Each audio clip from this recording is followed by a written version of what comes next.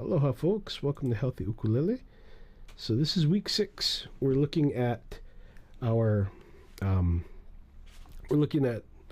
cops always get free donuts. We're looking at the Adamski method. We're looking at the Tetris pictures, and now we're trying to figure out how to put this all together and make it work, right? So the first thing that we want to take a look at is the cops always get free donuts thing, right? We want to see how these shapes relate to the ukulele, right? So take a look at this. And we'd gone over this in the first week, right? Where we took a C shape and we tied that to the A shape, tied that to the G shape, F shape, D shape, and back to the C shape, right? Giving us an octave. So that would be all of our chords with the root being C.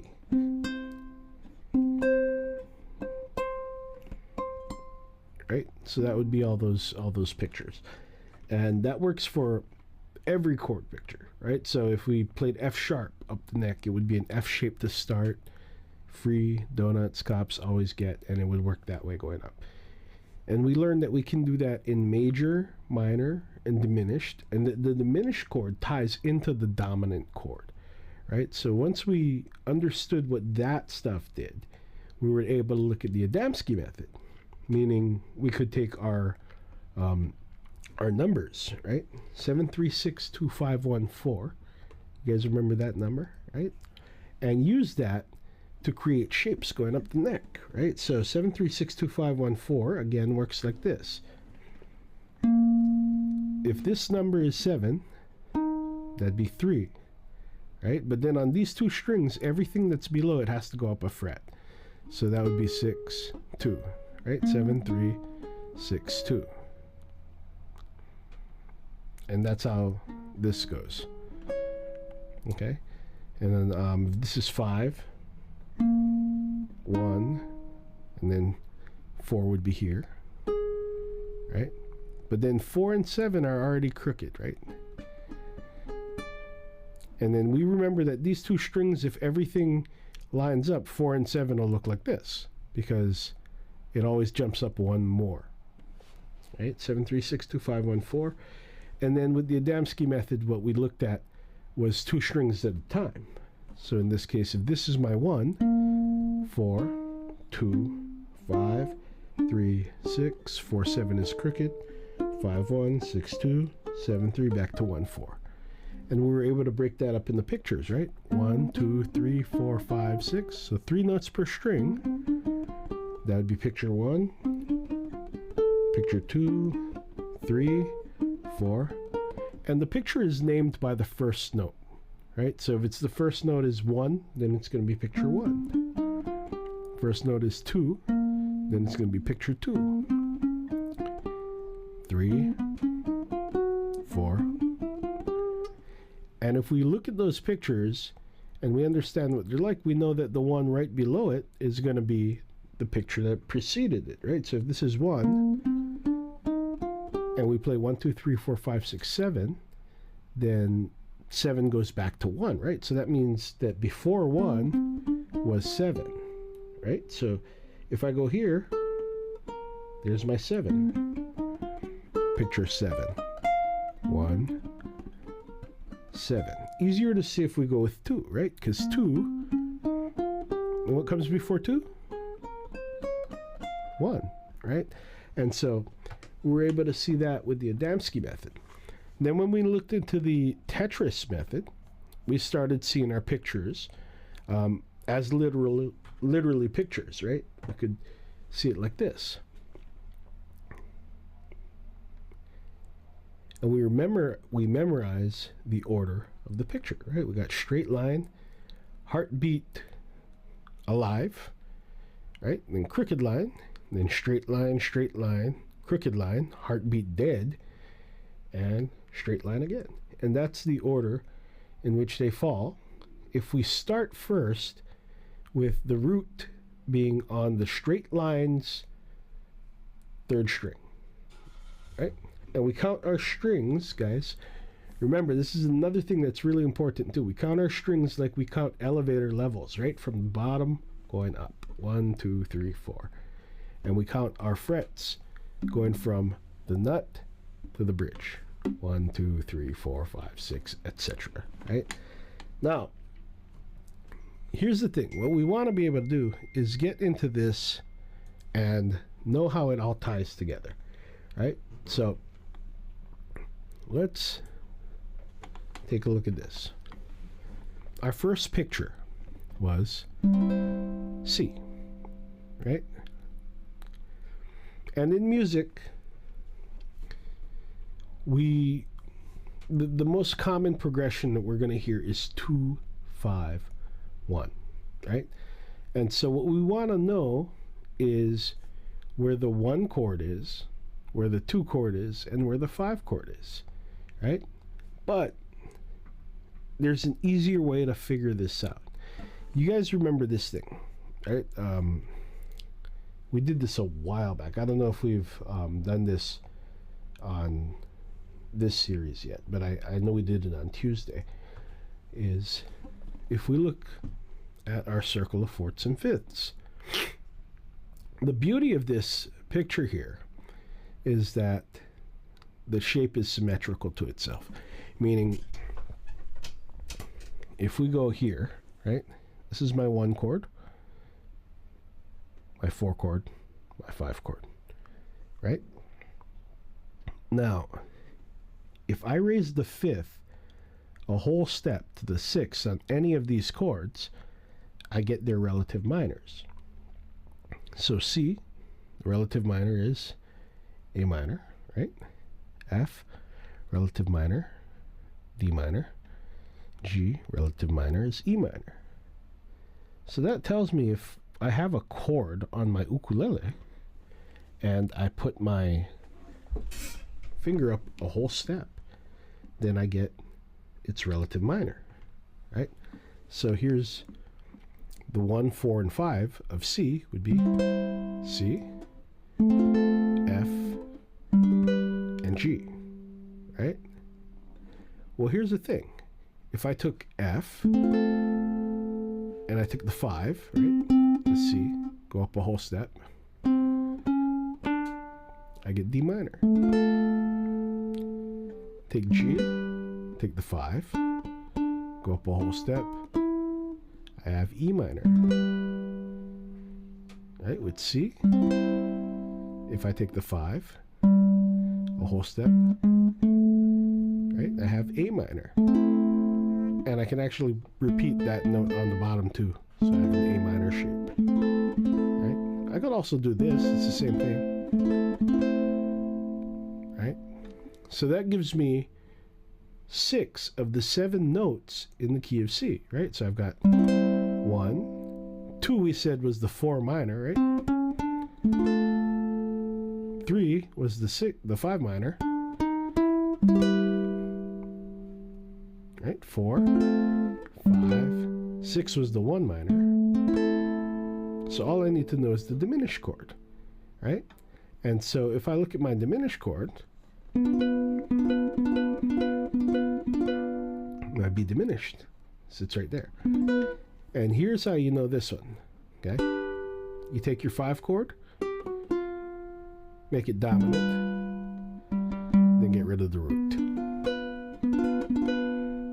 Right, so now I've got in the picture of C, I've got 1, 2, 3, 4, 5, 6, 7, back to 1.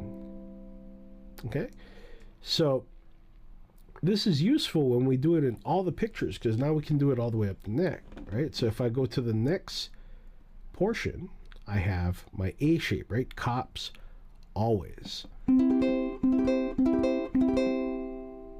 Okay, that's my 1 chord. My 4 chord would be, right, because F, free, donuts. Right? My 5 chord was G, so the next shape would be F, free. So here's my pictures. 1, 4, 5. Okay? So now we take those shapes. We said we take the fifth and we move it up a whole step. Gives me my sixth chord. Right?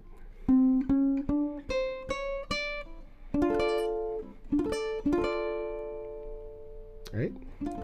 That gives me my 2 chord.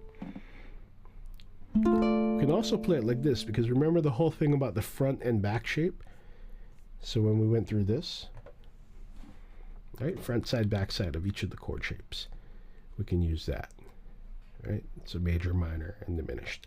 Now, I would use this shape like this rather than this, right? Because it's just easier to manage within this. And then the 5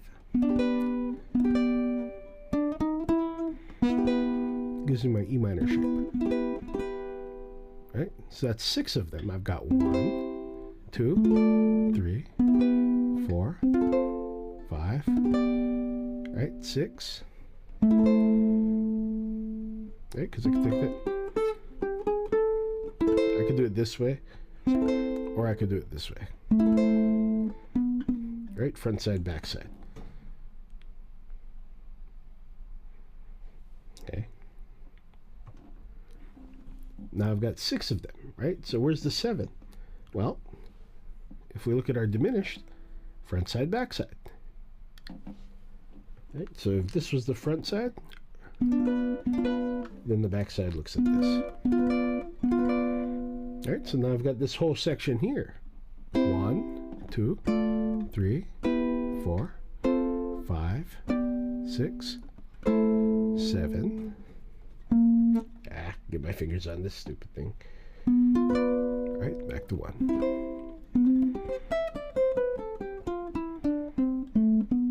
And that goes with that scale, right? Or if we're looking at it the Adamski method, this was 6. What precedes 6? 5.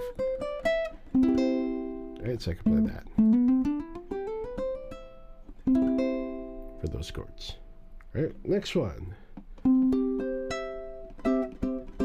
G shape. Right, if this is the 1 shape, the 4 shape is the C shape. Right, and the 5 shape is the D shape. And we remember how this works, right? So with the 1 shape, you have this. To make it a minor, we could raise that.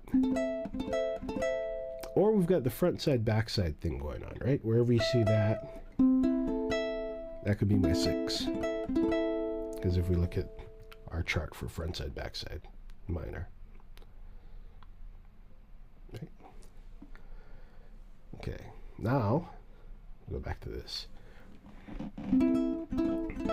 That was 1, 6. Right? We said the 4 chord was here. Raise the 5. Got a 2 chord. We can also take this off. Right? And then my 5 gives me my 3 chord.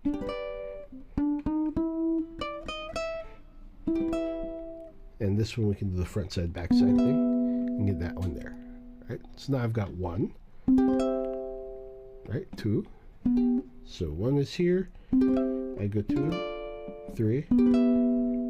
Right? My 4 chord, my 5 chord, my 6 chord, and we said we'd use this side for the 6 chord. Right? And then 7 chord, back to 1. Now that's 3 examples out of the 5. If we look at these things and we memorize all of our positions, if we keep going up the neck, you notice it's going to get smaller and harder to hold, right? But if you memorize where these things sit, you're starting to realize that you're only really memorizing pictures 1, 4, and 5, right? Because the common progressions are 1, 4, 5 or 2, 5, 1, right? And so if I know a 2, 5, 1 in every shape picture going up the neck, then I can play pretty much just about any progression. Now, that brings us to this week's lesson, is where we look at progressions, right? So, in order to do progressions, we have to know what the chords represent. So let's go back to this. Starting anywhere, okay, what you have is that order of bright to dark. Remember how I gave you that phone number, 7362514? Well, we find 1, right? In this case, key of C. And so what we would do is 7362514. If that's 1, that's 4, right? And so we would go the opposite way. 4, 1, 5, 2, 6, 3, 7. And we end up with all of our chords in the key. So here's my majors. Here's my minors. And there's my diminished. Okay? And so that gives us all of my chords in the key. Let's try it with a different key. Let's say we want to do the key of D, right? So this would be 1. So we find 4, which is next to 1. 7362514 backwards. 4, 1, 5, 2, 6, 3, 7. Right? And so we've got this going, and we know that these are the majors. These are the minors. And this is the diminished.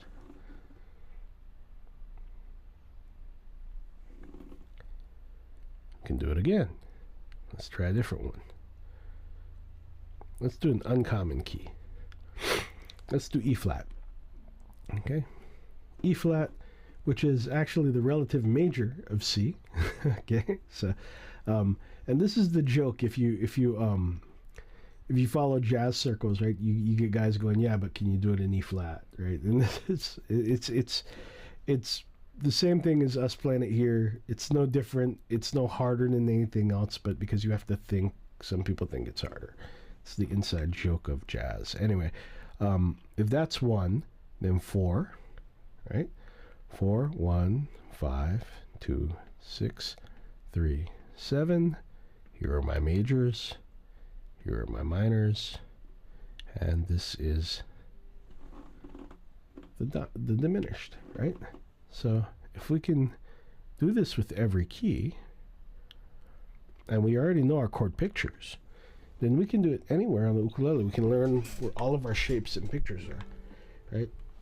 And we can put these into progressions, right? So whenever I see C, I can say 2, 5, 1.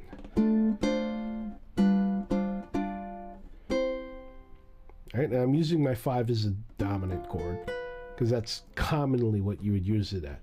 But you could play it as a major too if we're just doing triads. 2, 5, 1. Okay? And we learn it all the way across the neck in different pictures.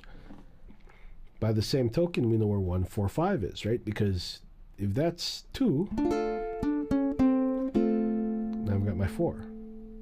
Right? So 1, 4, 5. And that's how you get that La Bamba and all that stuff.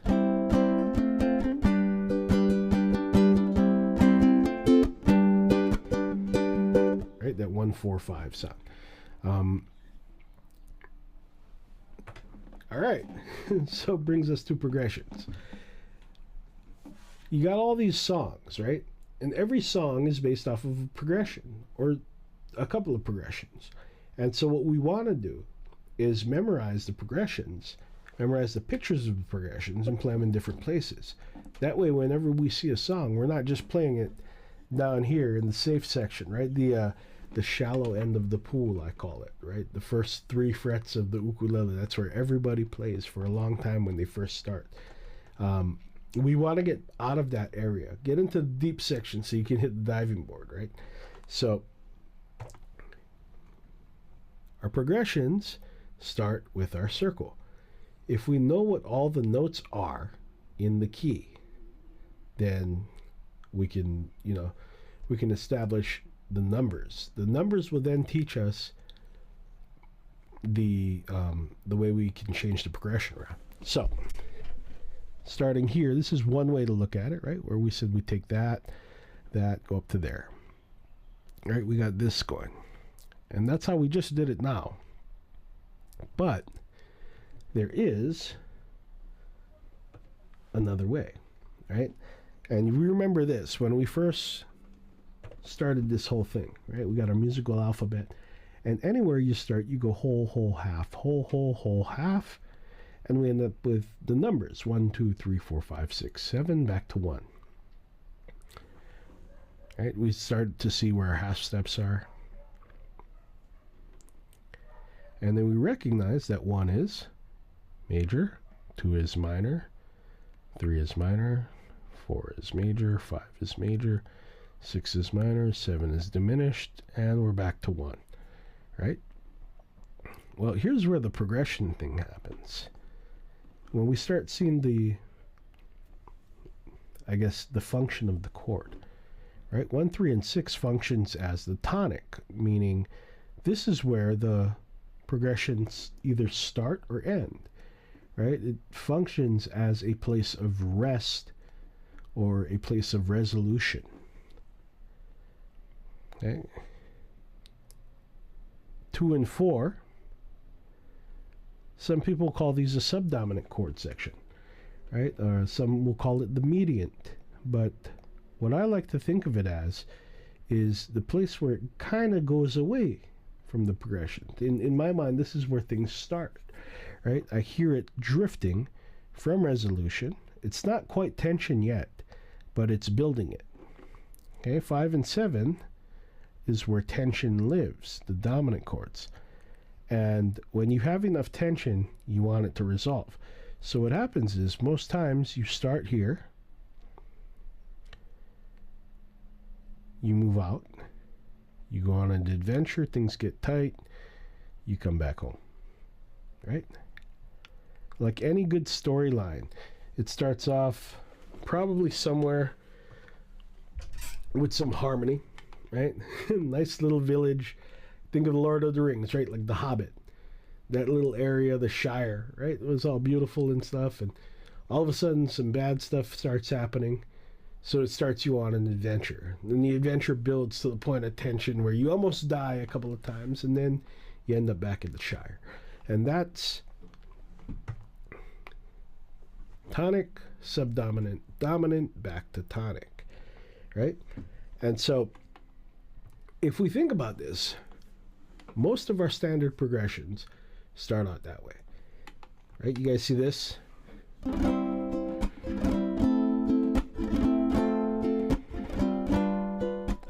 Everybody's heard that before, right?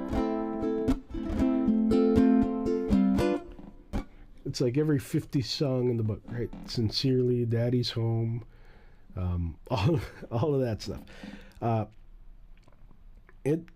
It's based off of the progression 1, 6, 4, 5. Right? So if we write this down, we've got our progression 1. And notice I'm using a capital Roman numeral there. That's because it's major, right? And then the lowercase is for minor. And then 4, capital again. And 5. And most times, when we're playing in a progression, this will be a 5 dominant, right? So 5, 7. And so 5 and 5, 7 are interchangeable. It's because the function of the chord builds tension. And the dominant sounds more tense than A major, even in the 5 position. Okay, so now, going back to what we saw earlier, our tonic, subdominant, and dominant. Right? We had a number there. So tonic was 1, 3, 6. Right? And then we had subdominant 2, 4, and then dominant 5, 7. So this will be our new phone number, 1, 3, 6, 2, 4, 5, 7. And like the harmonic phone number, this helps us to think things out, right? So I can trade any of my 1 chords for a 3 or a 6. I can trade my 2 or 4 for each other. And I can trade my 5 and my 7 for each other. So these are interchangeable to each other, right? And so we'll go like this. And what if we said we wanted to swap something out? Well, we can get a new progression sound just by swapping out one of these chords. Right? So if I go here, common one to swap we said was 2 and 4, right? So if I keep 1, 6, and then I play a 2, going into the 5, 7, right? How does that change our sound? Let's try it. Okay, we got 1, 6, 2, 5 dominant.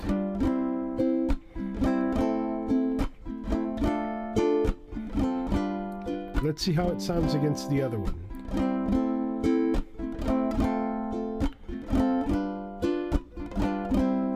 Here's with the F, right? And now with the 2 chord.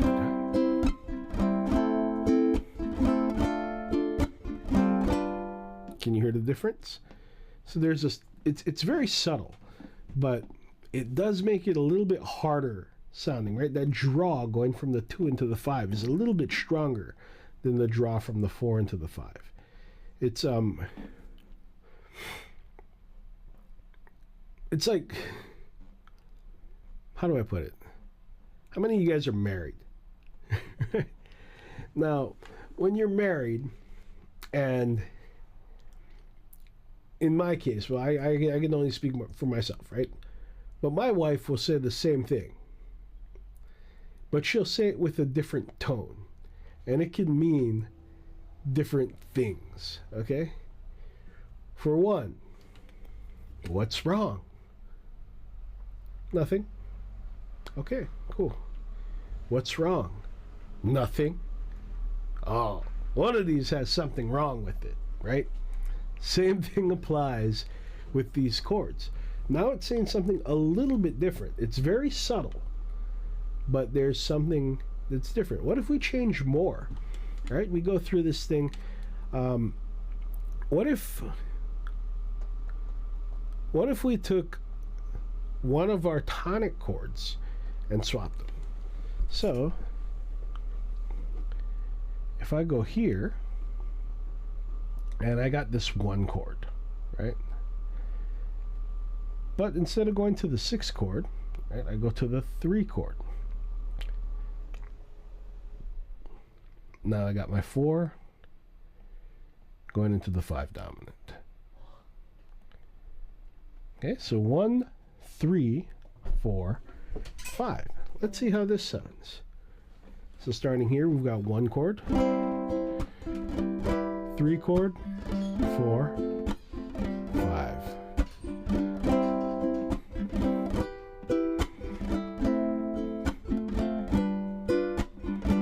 Right? So how's that sound?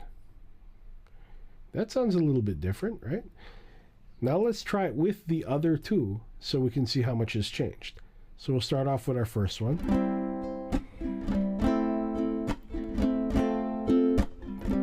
Go into the second one. Swap that 2, right? Okay, now we go to the third one.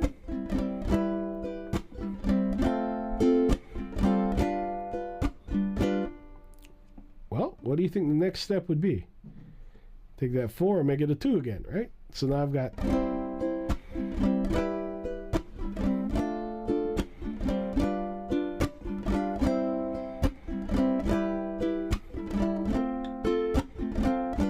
difference when I play that 2 for the 4 or the 3 for the 6, right? So there's some subtle differences and subtle changes within that thing. But already some of you are listening to this and going, hey, that sounds like this song. That sounds like that song, right? Oh, that must be what they've done here.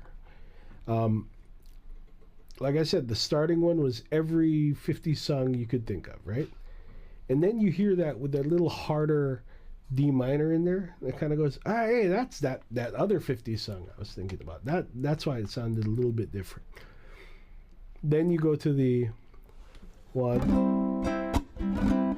3, 4, 5, 7, and And you're like, oh, that sounds like kind of like a Israel Kamaka Vivole kind of thing sometimes, right? How he plays that 3 chord instead of 6. But then you hear this one.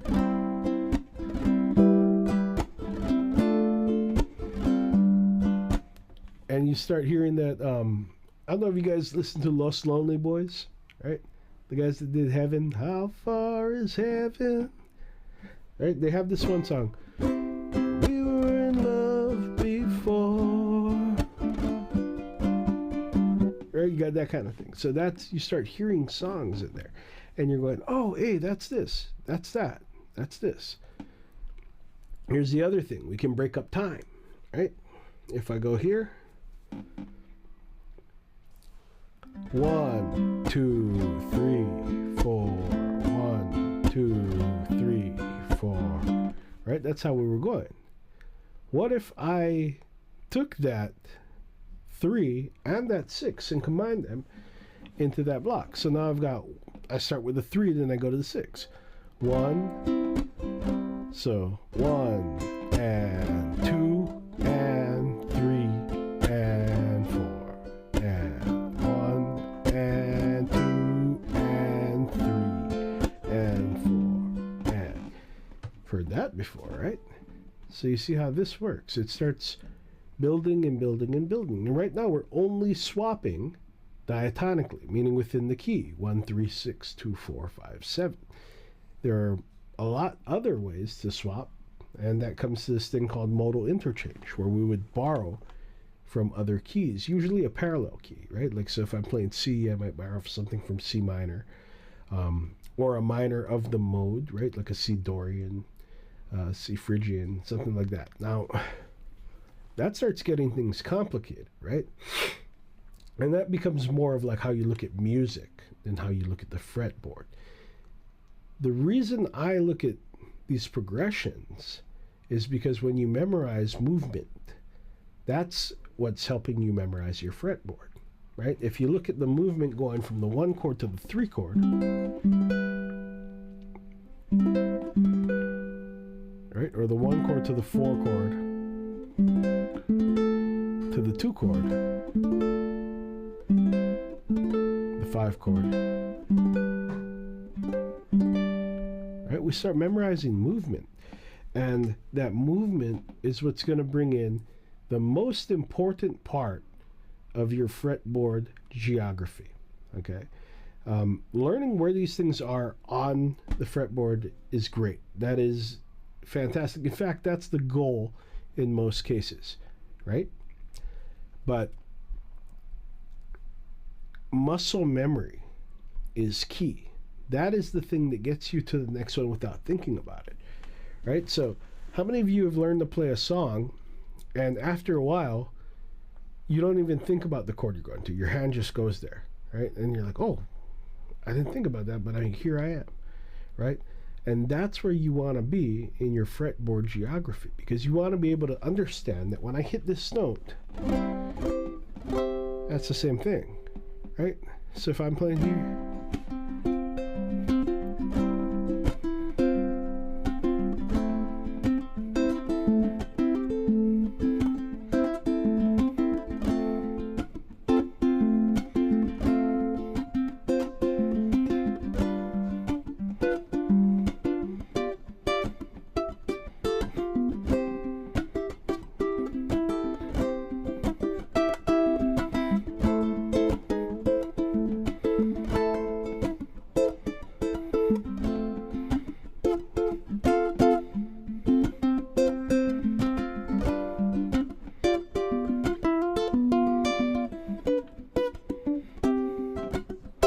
I'm just playing the same progression over and over, but in different spots. And I'm not thinking about it because my hand just knows where to go, because I understand the progression itself rather than the chord changes. If I had to think, okay, cops always get free donuts in between when I'm playing, I'd never get to that point, right? I have to get it to the point where it's muscle memory.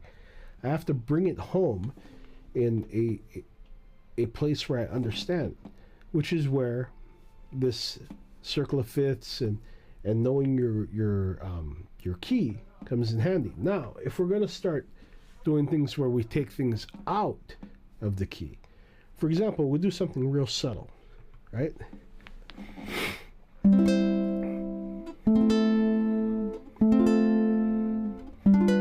You guys have all heard that, right? That 50s.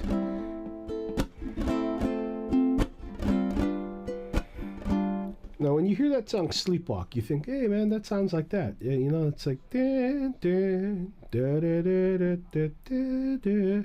But when you really listen, you find that something's wrong, right? Like, it's not quite what they're doing, but it's real close. Watch this. Modal interchange. I have my 4 chord. 4 is a major chord, right? What if I make it a minor chord? So now I go.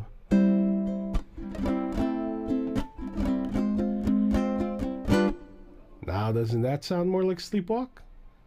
Right? So what happened there was he took a chord and they changed its value. Right? Well, where did it come from? Where did this come from? What key did it borrow from? We could trace that down, or we could just consider it a direct swap. We're swapping value, meaning major for minor. I might swap major for 7. I might swap 7 for minor, you know? And this happens all the time within the keys. And this goes to what we call secondary dominance, right? That's where we get those dominant chords, and that's where we come in with the major minor swap. So, secondary dominance, think of this, right? If you have your notes from your C chord, from your C scale, right? We got C, D, E, F, G, A, B, and then it goes back to C, right? Well, the 1 chord has a 5 chord in here already, right? The G. So we're not going to worry about that one. And we said that this is about the most tense chord you can get, so it doesn't need a dominant to go on top of that, right? So that leaves us with 5 guys sitting in here, just cruising around. If we take 5 of each, right? So the 5 of D, if we count it up, would be A, right? So A7. 5 of E, B7. 5 of F, C7. We starting to see a pattern here? G, D7, and A, B, E7. Right?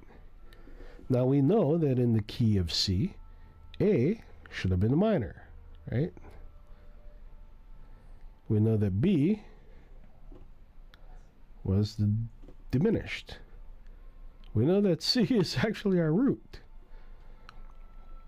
We know that D is actually a minor. It's the 2 chord. It's the minor that takes us to the 5. And we know that E is the 3 chord. Right? So if we think in terms of function, let's look through some of these. Okay, so starting with our C. Okay, we said C, A minor, F, and then G7. Right? What if before the F, right, we go to C7. Right, so we got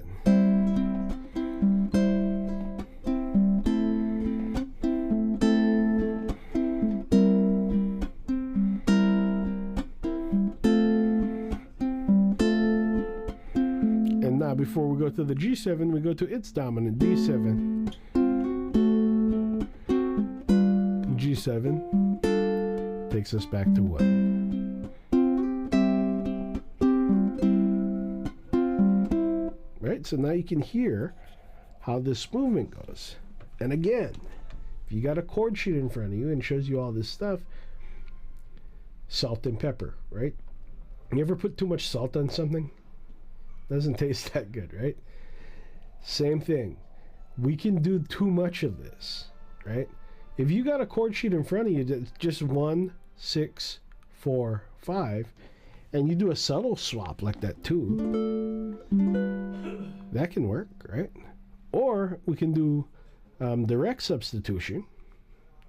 Now this is where learning our chord extensions comes in handy, right? And we're going to extend this into next week's lesson. We're going to be doing our chord extensions, right? How we make bigger chords out of the chord.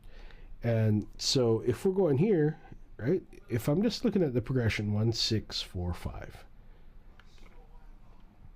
Well, 1, C, right? In the key of C, I can play any major of C. Meaning I could play C, I could play C major 7, I could play C6, I could play C major 13. On the ukulele, that's a little bit hard because, we only got 4 chords, but we can play like a, what we call an upper partial, right? We can play C6 over 9. For the A minor 6, A minor 7, A minor 9, A minor 11. Same thing with the F major 7, F major 6, so forth, right? And the dominant on G7, we could play G7 or any altered variation, G9, G11, G13, G13 sharp 5, G13 flat 5, sharp 9, flat 9. Do any variation of the altered dominants as well, right? And so now, just doing that, we're still diatonic. We've got so many options, right? Because look at this. That's my progression. Well, let's try some of these out. What if I change the C for a C major 7? Right? The A minor 7. F major 7. And then just keep the G as a G7.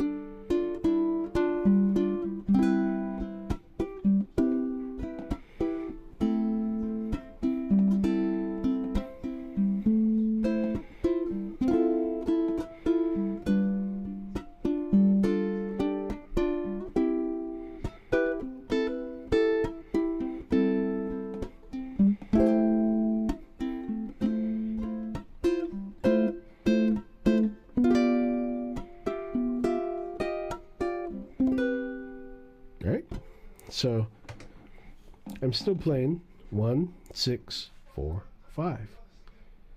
But it sounds different because we've added in these extensions. We've made these notes a little bit more known. Now, we will be getting into that next week. As for this week, the lesson is to look at your 7362514. Find all your numbers within the picture, whether you're using the Adamski method, the Tetris method, or the Cops Always Get Free Donuts method. All you have to know is where those numbers are so you can put the roots in there and play the chords in the key, right? 1, 2, 3, 4, 5, 6, 7, right? If we can play them in different positions across the neck and then memorize 1 or 2 progressions, that'll give us the muscle memory into putting our hands down in that position. It will exponentially grow our fretboard knowledge. It'll exponentially grow how we can find things on the fretboard and move our hands around. Now, again, this is not the end-all be-all of things, right? We're still just scratching the surface here. Next week, we're going to go a little bit deeper into that. We're going to understand a little further what we're doing. And then eventually when we get back into doing our regular scheduled programming where we do a song and we deep dive it for 5 weeks, you will have a much, much deeper perspective on the chords, the ways you can manipulate the progression, and how you can make things your own. Eventually coming to the point where you can create your own chord melody because you know where the notes are within those chord pictures, and you'll be able to hear out a melody in your head. So hopefully this has been fun. Everybody got something out of it, even if it went over your head, guys. Keep in mind we are putting this video up.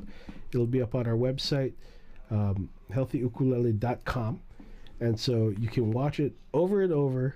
Even if you have to take notes more than once, go ahead and do that. And, get this stuff down because it'll really help you. All right, guys. Aloha and mahalo.